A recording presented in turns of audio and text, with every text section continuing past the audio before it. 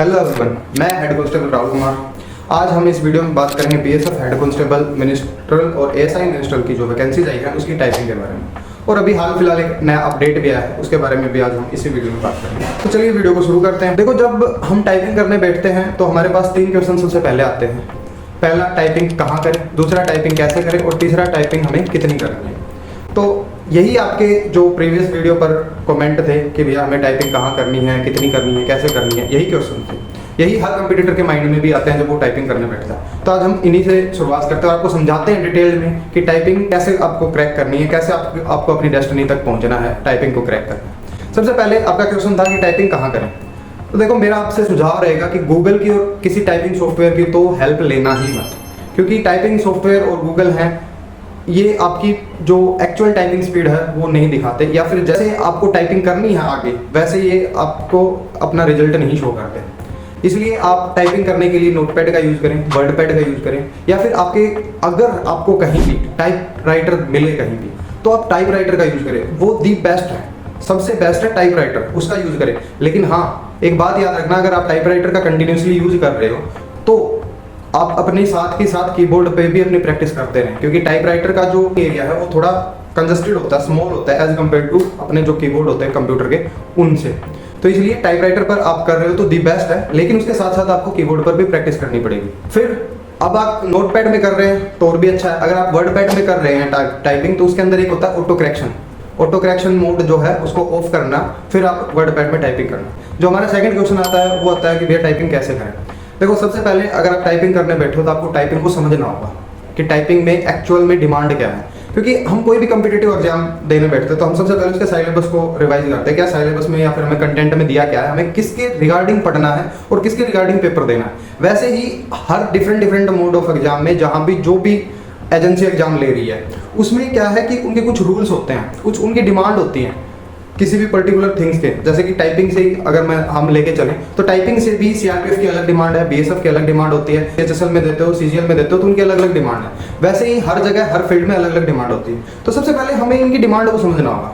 अब डिमांड को समझने के लिए एक आम, अगर मैं सबसे पहले मैं अपनी ही बात कर लेता हूँ। जब मैंने टाइपिंग स्टार्ट की तो मेरे माइंड में आया कि 35 वर्ड पर मिनट, यानी कि 10 मिनट का टेस्ट होगा, उसमें मुझे 350 वर्ड लिखने हैं।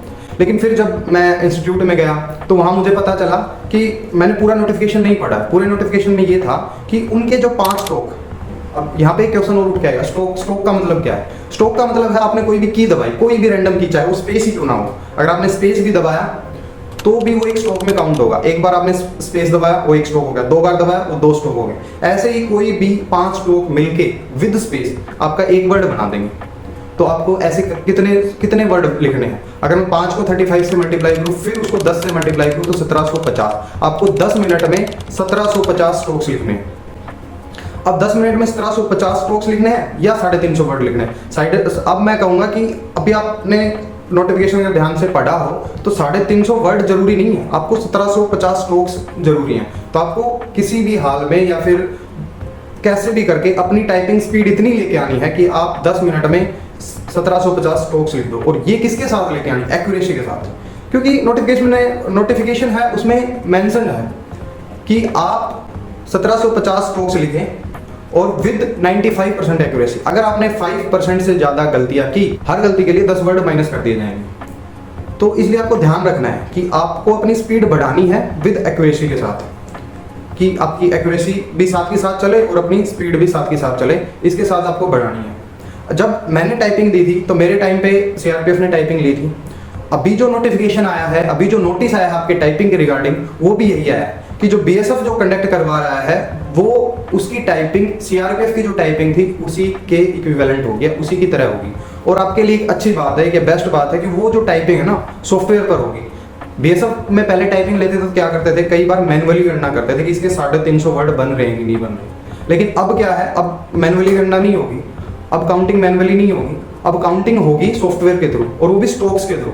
कि आपके 5 स्ट्रोक्स का एक वर्ड है, स्पेस भी उस स्ट्रोक में काउंट है, और आपके 1750 स्ट्रोक्स बने हैं कि नहीं, ये काउंटिंग होगी। तो मैं कहूँगा कि आप अपने आप को इस तरह प्रिपेयर करें कि आप फोकस इस पे नहीं कर रहे कि मेरी टाइपिंग स्पीड आ जाए, फोकस आप इस पे कर रहे हो कि मेरी टाइपिंग स्पीड आए प्लस एक्यूरेसी के साथ आए। 95% एक्यूरेसी मैंडेटरी है। अगर 95% एक्यूरेसी आपकी नहीं बनी तो वो कुछ मायने नहीं रखती टाइपिंग, क्योंकि मेरे टाइम पे कुछ ऐसे मेरे साथ के कंपटीटर थे जिनकी स्पीड थी ना वो 60 प्लस थी, लेकिन वो भी बाहर है, लेकिन मेरी स्पीड थी नॉर्मल थी 45 के अराउंड थी, लेकिन मैं इन हूँ, मैं हेड कांस्टेबल के अभी फिलहाल पोस्ट पर भी हूँ। क्यों? क्योंकि मेरे पास एक्यूरेसी थी। तो अपनी एक्यूरेसी पे ध्यान देना और हमेशा याद रखना टाइपिंग करते वक्त आप बैक स्पेस का यूज कम से कम करें। मेरे टाइम पे तो बिल्कुल ही मना था, अब इसमें मेंशन नहीं है, लेकिन इन्होंने जैसे नोटिफिकेशन अब आया उसमें कहा गया है ना कि सीआरपीएफ के अकॉर्डिंग आपकी टाइपिंग होगी, तो मैं आपको कहता हूं कि ये बैक स्पेस आपको अलाउ नहीं करेंगे। आपको without back space with 95% accuracy और 1750 स्ट्रोक्स लिखने होंगे। फिर अगला जो हमारा सवाल आता है कि भैया टाइपिंग कितनी करें, प्रैक्टिस कितनी करनी चाहिए। इसके रिगार्डिंग मैंने एक वीडियो बनाया हुआ है, आप डिस्क्रिप्शन में लिंक है उसका, या आई बटन पे क्लिक करके आप उस वीडियो को देख सकते हैं। अब इसमें भी जब हम टाइपिंग करने बैठते हैं, जैसे अपने ग्रुप होता है, दोस्तों का ग्रुप होता है, इसमें हर लेवल का मतलब कोई एक अच्छा है पढ़ने में, अच्छा है कोई अपना फिजिकल में अच्छा है, और कोई किसी चीज़ में कोई एक्स्ट्रा ऑर्डिनरी है, हर प्रकार के स्टूडेंट होते हैं। ऐसे ही टाइपिंग करने बैठते हैं तो हर प्रकार का कंपटीटर होता है आपके सामने। एक वो होता है जिसको बिल्कुल बेसिक जीरो से टाइपिंग उठानी है, उसे कुछ नहीं आता है, उसके टाइपिंग का उसको टी भी नहीं पता। एक वो होता है जिसको टाइपिंग जीरो से नहीं उठानी, उसको थोड़ी बहुत आती है, मतलब लेवल उसका ठीक है, उसके दो जो पलड़े हैं ना दोनों इक्विवेलेंट हैं।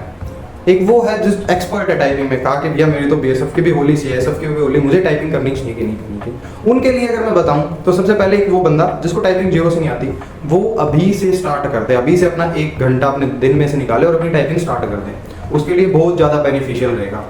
वो फोकस करे कि अपनी एक्यूरेसी के साथ अपनी टाइपिंग कर रहा है, अपनी एक्यूरेसी के साथ। हमेशा याद रखें किसी टाइपिंग सॉफ्टवेयर का मदद ना लें, किसी भी गूगल की हेल्प ना लें, और यूज करें नोटपैड का या वर्डपैड का। और वर्डपैड को भी यूज कर रहे हैं तो आपको जो ऑटो करेक्शन मोड है वो बंद कर देना है। फिर आता है एक इंटरमीडिएट। इंटरमीडिएट को मैं ये कहूँगा, जो इंटरमीडिएट है जिसको टाइपिंग थोड़ी बहुत आती है, वो हफ्ते में कम से कम 2 टेस्ट लगाए, और वो टेस्ट वही हों जो मतलब एक लेवल उनका अच्छा हो। ये नहीं कि मैं सिर्फ इसलिए प्रिपेयर कर रहा हूँ, मुझे बीएसएफ की टाइपिंग निकालनी, इसलिए प्रिपेयर कर रहा हूँ कि मुझे स्पीड हाईएस्ट, मतलब एक अच्छी स्पीड के साथ और अच्छे एक्यूरेसी के साथ एक पैराग्राफ कंप्लीट करना, और उस पैराग्राफ में कम से कम 400 वर्ड्स होने चाहिए, जो इंटरमीडिएट लेवल का। और जो सुपर लेवल का ना, एक्स्ट्राऑर्डिनरी लेवल का, भाई वो ध्यान रखें कि सबसे जो ज़्यादा जरूरी है ना वो है फेज 1 फेज 2, जिसमें पीएसटी पीईटी और आपका सीवीटी इंक्लूड है। तो आप इन पर फोकस कर सकते हो, और जो पहले 2 हैं वो भी इन पर फोकस करें। वो ऐसा नहीं है कि इन पर फोकस ना करें,